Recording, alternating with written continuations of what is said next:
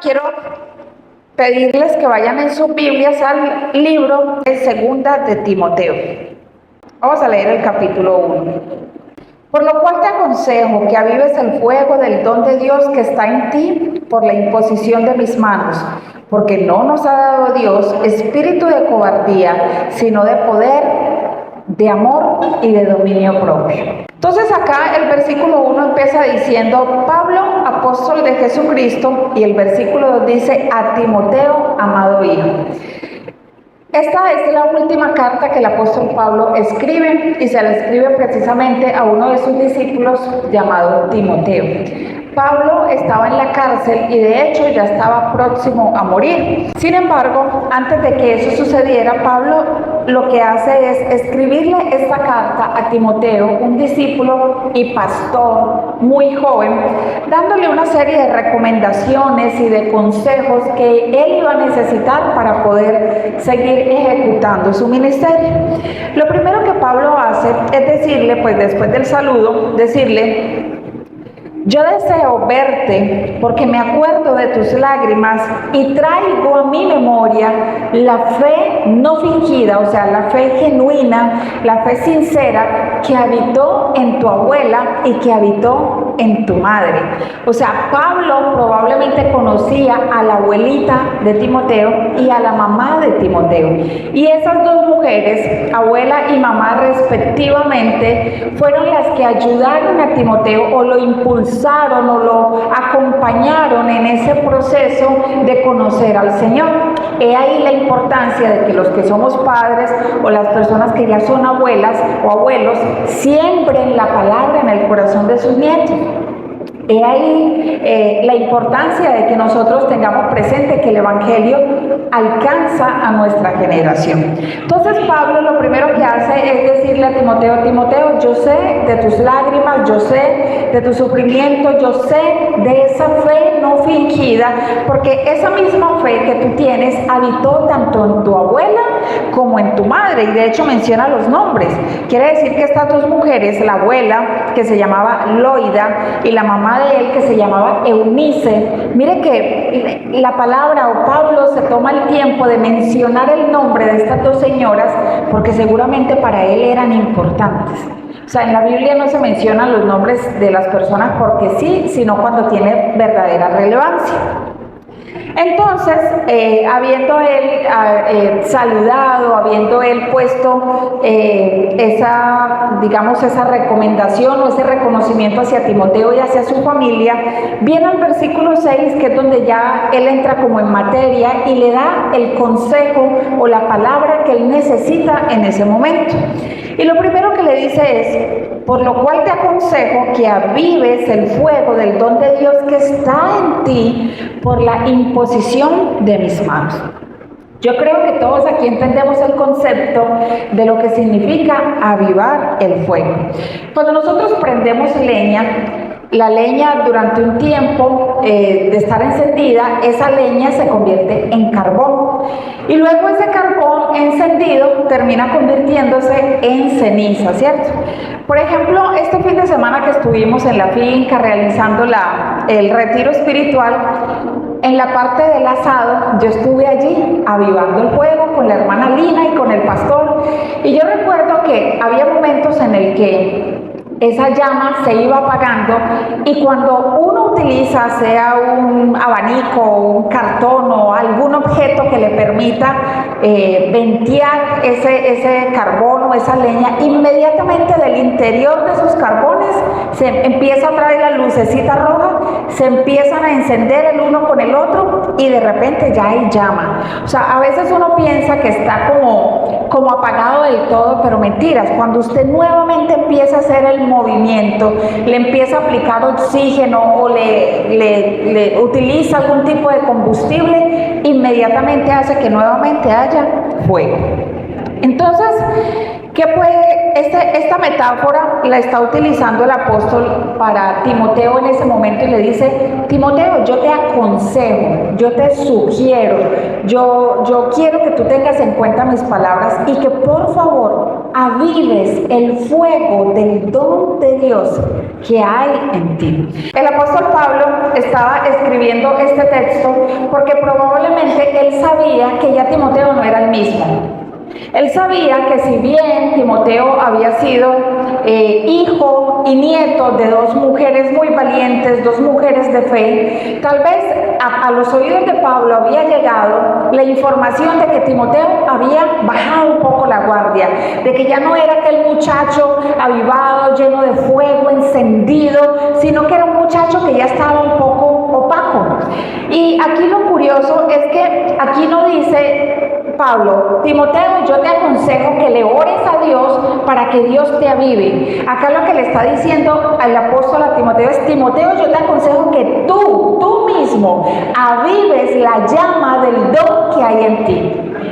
Es decir, ahí se da por sentado y queda completamente claro que el avivamiento no es algo que Dios provoca en nosotros de manera obligada, sino que el avivamiento es algo que nosotros tenemos que provocar, es algo en lo que nosotros tenemos que colocar acción, porque yo quedándome sentado no voy a estar avivado.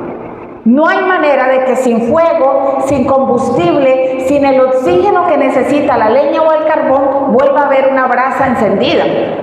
Y eso fue exactamente lo mismo que en su momento Jesús le dio la revelación al apóstol Juan en la escritura del Apocalipsis, cuando le fue a enviar la carta a la iglesia de Éfeso y le dijo: dile a esa iglesia que ellos hacen cosas muy bonitas, que todo está muy bien, pero ellos han perdido el primer amor. Y yo pienso que todos aquí en algún momento de nuestra vida nos hemos enamorado o estamos enamorados, pero ese primer amor, eso es algo diferente. Algunos dicen incluso, no, es como un amor de adolescencia, o como esa primera persona en la cual usted se enamoró, o puede ser su esposo, su esposa, ¿cierto? Pero cuando usted está enamorado, usted no mide, o sea, usted no tiene en cuenta el tiempo, ese amor le hace a usted ir a donde usted nunca se imaginó que pudiera ir. Ese amor le hace madrugar, le hace trasnochar, ese amor hace que usted invierta económicamente en la persona que usted ama, ese amor hace que usted vaya al hospital, mejor dicho, lo convierte a usted en una mejor persona, porque usted está enamorado. Pero eso sucede muchas veces, incluso en los hogares, muchas veces se nos pierde ese primer amor, se pierde ese deseo, se pierde esa entrega, y muchos matrimonios se destruyen precisamente por eso, porque toditos corremos el riesgo de que se pierda el primer amor hacia las personas que amamos y hacia Dios. Ninguno de nosotros está exento de sentir eso. Entonces Pablo le está diciendo: Timoteo, yo te aconsejo que lo avives, que te avives tú. No que esperes que Dios te avive, no que esperes que otro te avive, sino que el proceso de avivarse tiene que ser individual. Y nosotros tenemos un concepto muy diferente acerca del avivamiento, incluso muy equivocado, porque a veces pensamos que el avivamiento va a suceder cuando estamos todos en la iglesia y de repente la gente de pronto empieza a danzar o empieza a hablar en lenguas.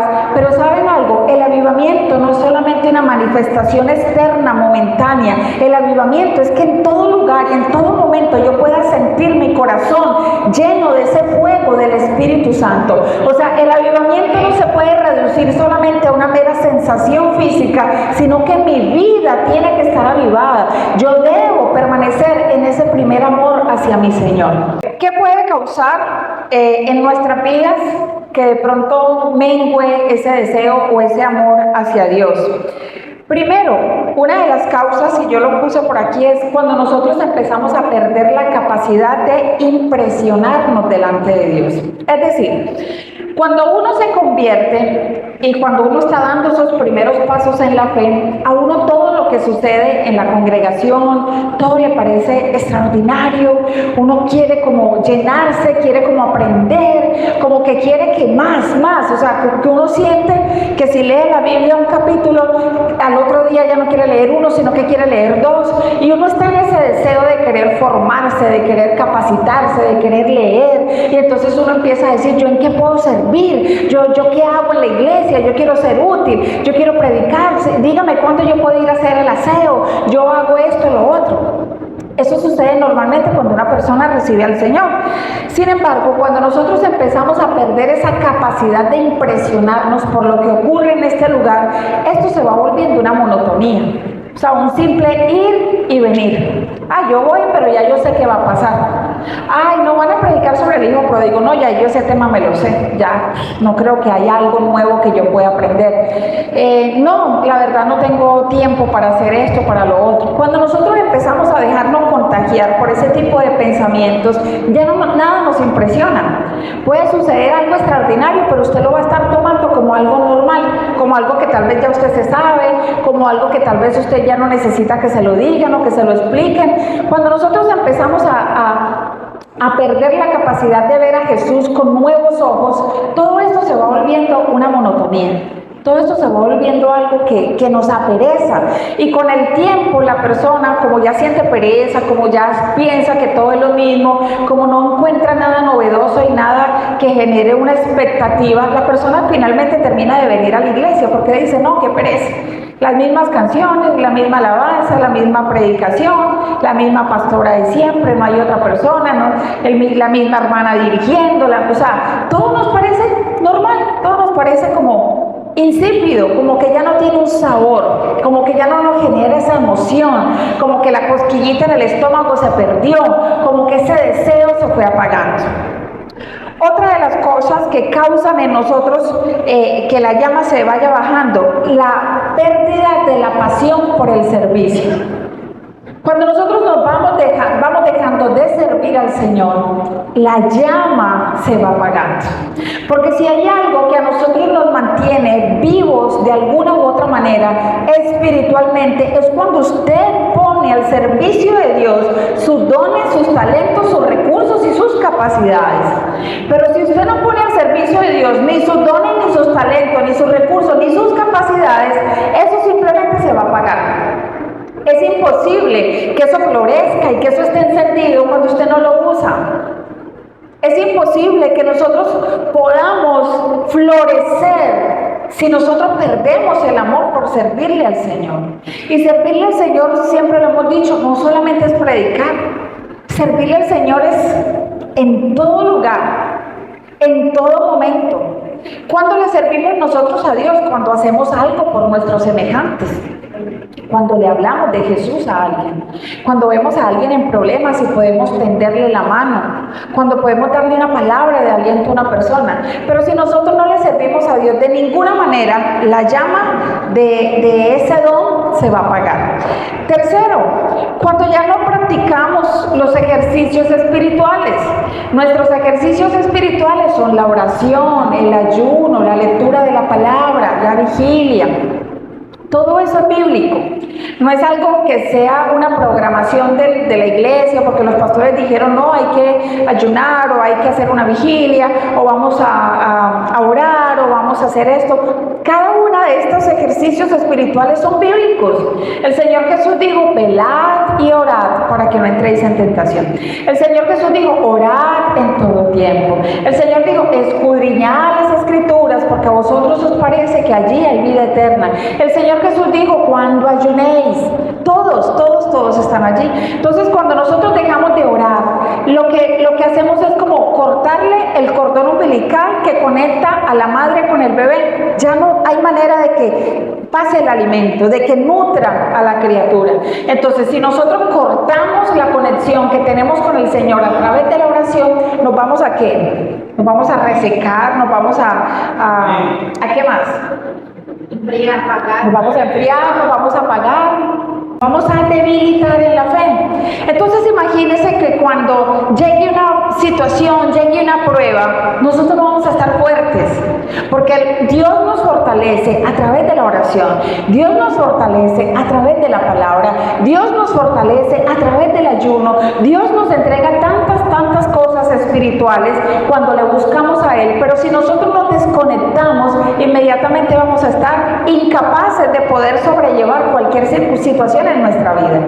No vamos a tener ni la fuerza, no vamos a tener el ánimo, no vamos a tener el deseo, no vamos a ser presa fácil del enemigo.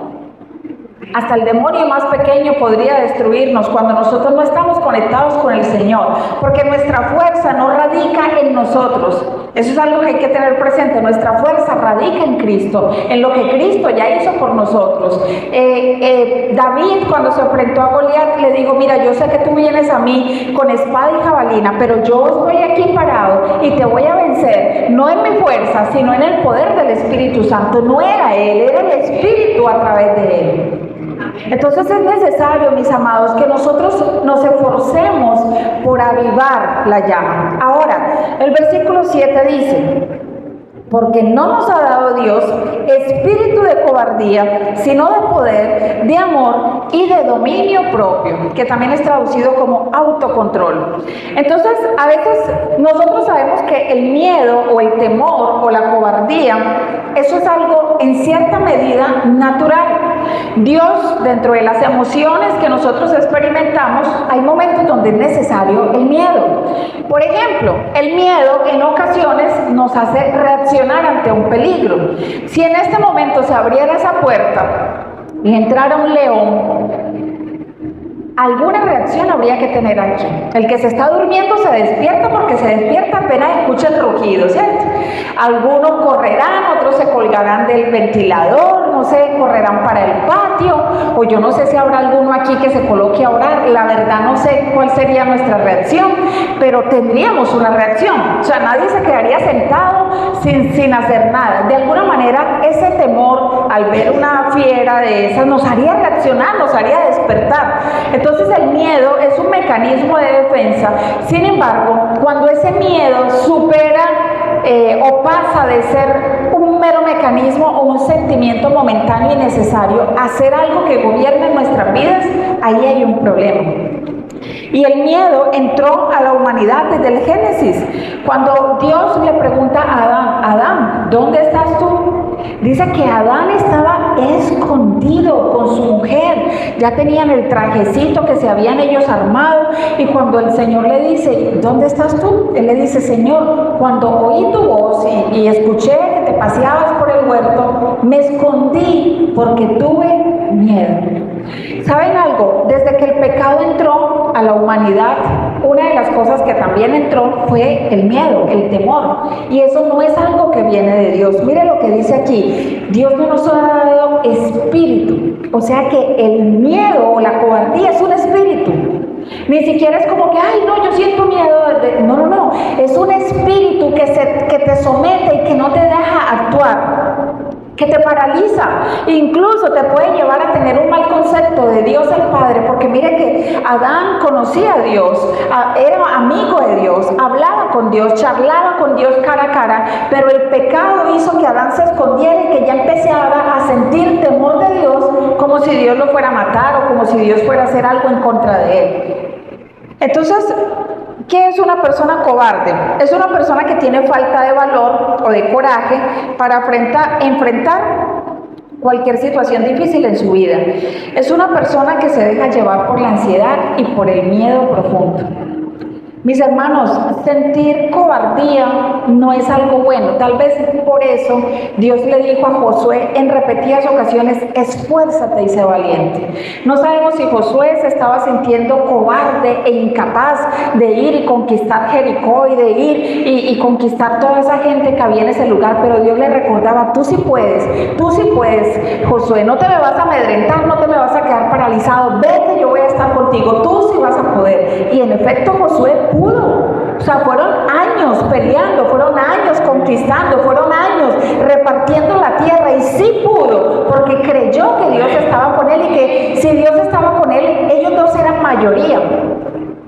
Y nosotros muchas veces hemos tenido momentos en nuestra vida donde quizás hemos perdido grandes oportunidades simplemente por sentir temor. Hay personas que no han iniciado, por ejemplo, un negocio, una empresa por miedo. Ay, no, y si invierto, no, y si me sale mal, No, y si de pronto no se vende el producto. No, y si yo voy a hacer empanadas y si de pronto no gustan. Y pierden la oportunidad. Hay personas que pierden la oportunidad de estudiar por miedo. No, y si yo me inscribo a la universidad y pierdo. No, y yo qué me voy a poner en eso. No, y si yo no entiendo. No, yo que soy más bruto. Y así la persona se va paralizando. Hay personas que han perdido la oportunidad quizás de encontrar el amor de su vida. Hombres, porque les da miedo hablarle a la muchacha. No, y si después me mira feo. No, y si me rechaza. No, y si esto y si lo otro. Y pierden quizás la mejor oportunidad de su vida solamente porque el miedo los paralizó. Hay personas que han perdido la oportunidad de servirle al Señor por miedo. No, es que yo no nací para eso, no, es que yo no tengo la capacidad, no, es que yo no soy una persona que haya ido al seminario, o yo no tengo una teología, o yo soy una persona sin letras. Y siempre en la Biblia que aparecían hombres diciéndole a Dios: Señor, es que yo no hablo bien, Señor, es que yo no tengo mucho conocimiento, Señor, es que yo no soy capaz. Dios siempre les decía: sí puedes. A Moisés le dijo: ve delante de Faraón que tú sí puedes. A Jeremías cuando le dijo: no, es que yo soy muy niño, ve que yo estoy contigo y tú sí puedes. Y a toda la gente, uno nunca ve a Dios compadeciéndose de los miedos de la gente. Ay, sí, qué pesado, tienes miedo, no te... No. El Señor ni siquiera le responde de acuerdo al miedo, sino que le dice: ve que yo estoy contigo y tú sí puedes. Así que usted sí puede. Si tiene un proyecto, tiene un sueño, tiene una meta, quiere hacer una compra, una inversión, usted puede pedirle sabiduría a Dios y usted sí puede vencer ese miedo y alcanzar sus metas, sus sueños, sus proyectos. Usted sí puede. Usted sí puede crecer, usted sí puede ser luz, aunque su familia sea una familia difícil y aunque quizás le rechacen por usted ser cristiana. Yo quiero que usted sepa que usted sí puede marcar la diferencia. Usted sí puede convertirse en ese canal de bendición para que su familia sea salvo o salva. Usted sí puede. Y esto era lo que Timoteo necesitaba leer, porque recuerden que era una carta. Pablo le estaba diciendo: Timoteo, no te ha dado Dios espíritu de cobardía.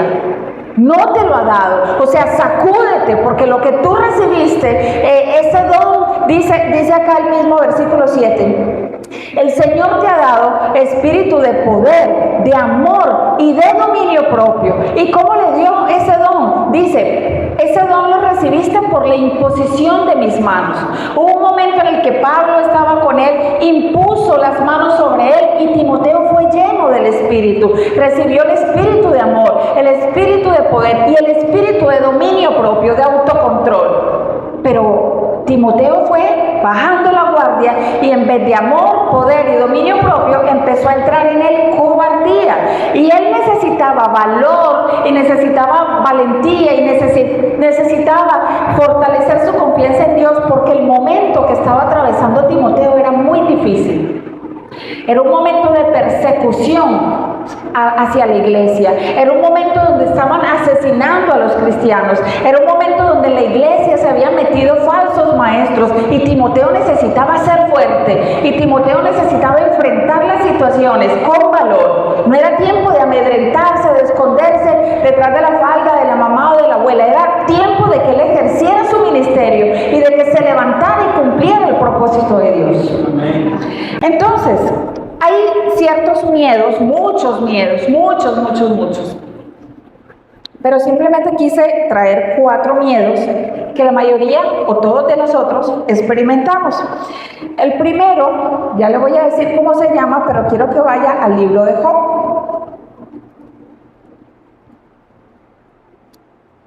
Al libro de Job, capítulo 3, versículo 25. Job está antes de los Salmos.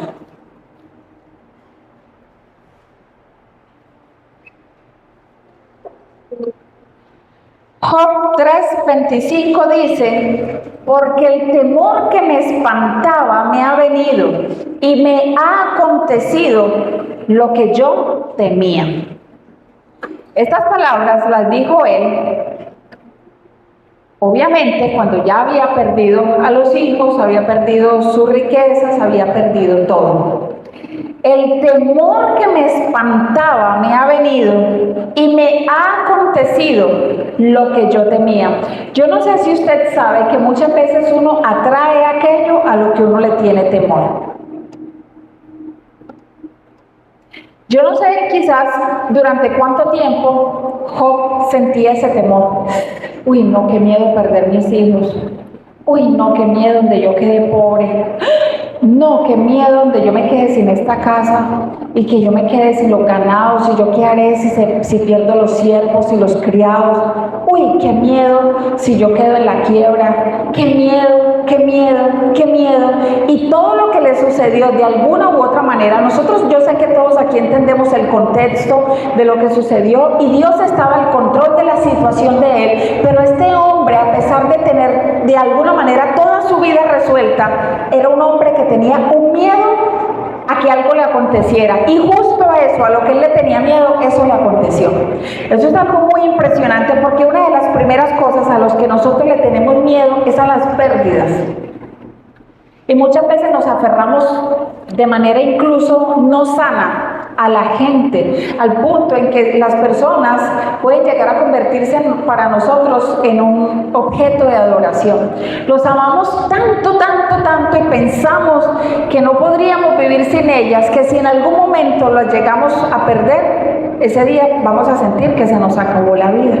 Y no está mal que usted ame, porque a eso nos ha mandado el Señor. Pero si nuestra fe radica en las personas, ¿qué va a suceder cuando las personas no estén? ¿Qué va a suceder cuando nuestros padres mueran? ¿O qué va a suceder cuando nuestros hermanos? ¿O qué va a suceder cuando un hijo? Porque todos acá quisiéramos saber y tener. Yo, por ejemplo, a veces pienso que me encantaría morir en una cama con un acolchado blanco, por ahí de 85 años, arrugadita, viejita, con una cobijita puesta aquí, y tener a Benjamín, a Victoria, a los nietos, a la esposa de Benja, al yerno, tener a mi esposo por ahí sentadito, tener a mis hermanas y algunos familiares y algunas personas en Cristo, aplicándome aceite, orando por mí, mientras yo levanto las manos y alabo al Señor, y de repente me da un ataque al corazón y así en un segundo me morí. Y yo digo, wow, qué bendición, sería súper, parto yo primero, sin mucho dolor, sin una enfermedad grave, y mis hijos quedan con la fe sembrada en sus corazones, y de alguna manera va a ser doloroso, pero qué chévere sería. Pues yo me lo imagino así. De hecho, yo le digo al Señor, Señor, ojalá sea así, pero yo no sé si va a ser así. Entonces, nosotros muchas veces, por esos miedos a las pérdidas, no hacemos algo. Hay padres que le dicen a un hijo, por ejemplo, hay hijos que se ganan becas fuera del país, y hay padres que prefieren que el hijo pierda la beca y no que se vaya a cumplir un sueño, una meta, un propósito, a realizarse, por miedo a que ese hijo le pase algo. Pero mis amados, el Señor no nos ha llamado a tener miedo. El Señor nos ha llamado a que nosotros vivamos confiados. Nosotros tenemos que pedirle al Señor que nos dé la capacidad de confiar tanto en Él, que aunque pasen situaciones difíciles, sepamos en todo momento que Dios tiene el control. No podemos vivir presos del miedo. Ahora, hay miedo también al fracaso. Primera de Samuel, capítulo 15, versículo 24. Es un texto tal vez no muy conocido, pero yo se lo voy a explicar un poquito. Primera de Samuel 15, 24 dice: Entonces Saúl dijo a Samuel: Yo he pecado, pues he quebrantado el mandamiento de Jehová y tus palabras, porque temía al pueblo y consentía la voz de ellos. Perdona pues ahora mi pecado, y vuelve conmigo para que adore a Jehová.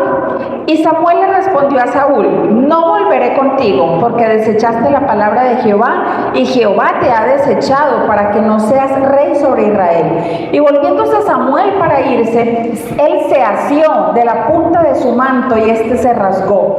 Entonces Samuel le dijo: Jehová ha rasgado hoy de ti el reino de Israel y lo ha dado a un prójimo tuyo mejor que tú. ¿Saben algo?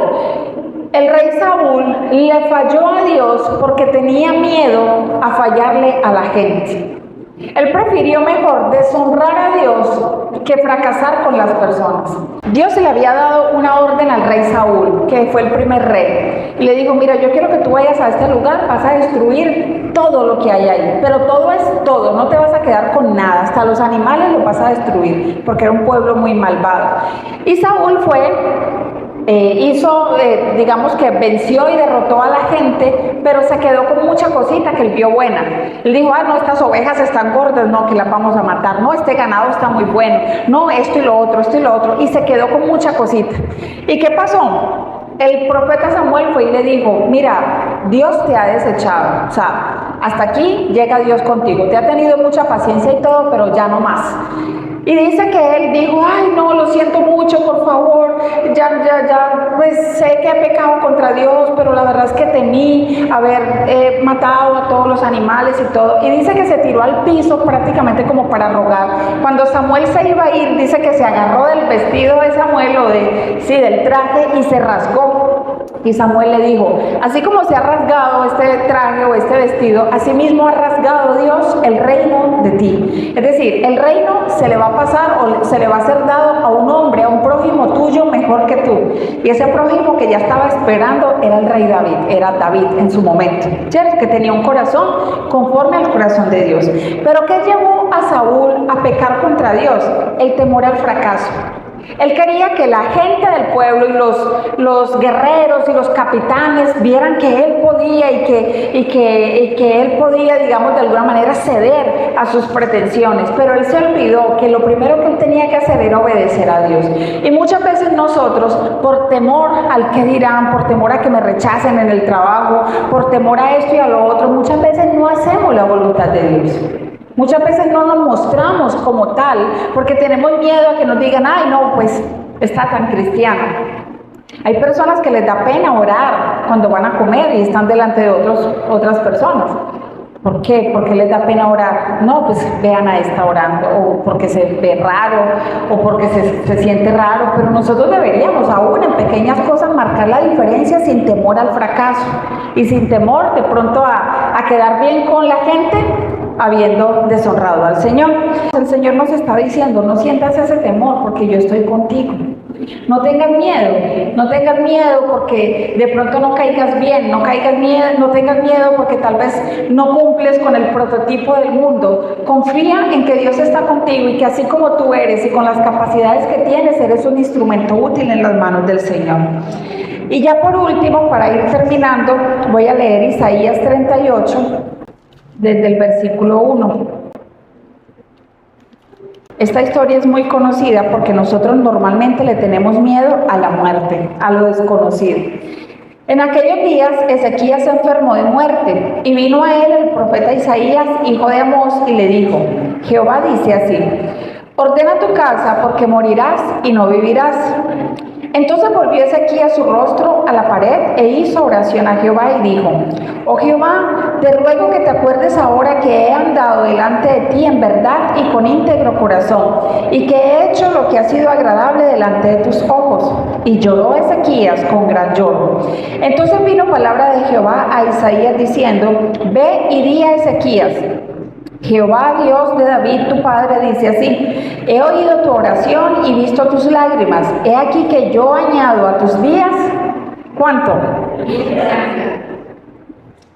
Oiga, yo digo que una de las personas más privilegiadas que puede haber en la vida es aquellas personas a las que les dicen cuánto tiempo de vida les queda. Eso suena muy cruel, pero ¿saben qué? Cuando a uno le dicen, por ejemplo, mira, tú tienes 3 días, ordena tu casa como Dios le mandó a él, ordena tu casa, ordena tus cosas, que vas a morir, por lo menos a usted le da tiempo de pedir perdón, de perdonar, de repartir la herencia, de hacer cosas buenas que tal vez durante un tiempo no las hizo. Pero diferente es cuando a uno la muerte lo sorprende así, de una, que uno ya pues lo que fue.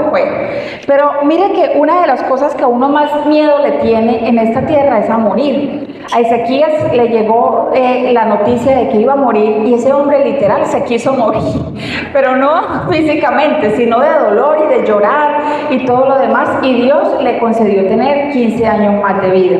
Pero saben, nosotros no deberíamos tenerle miedo a la muerte, nosotros deberíamos ser coherentes con lo que decimos, si en realidad sabemos y creemos, porque esto es por fe, esto no es por vista. Aquí ninguno de nosotros ha sido como Pablo, que ha subido al tercer cielo. Todo lo que nosotros creemos es solo por la fe. Nadie de aquí ha ido al cielo, nadie ha tenido una experiencia de esta. Ojalá alguno de nosotros la tenga. Qué maravilla, ¿no? Que el Señor, que nos suceda como el apóstol Pablo, que el Señor nos permita ir al tercer cielo y ver y oír cosas. O sea, eso debe ser una cosa maravillosa.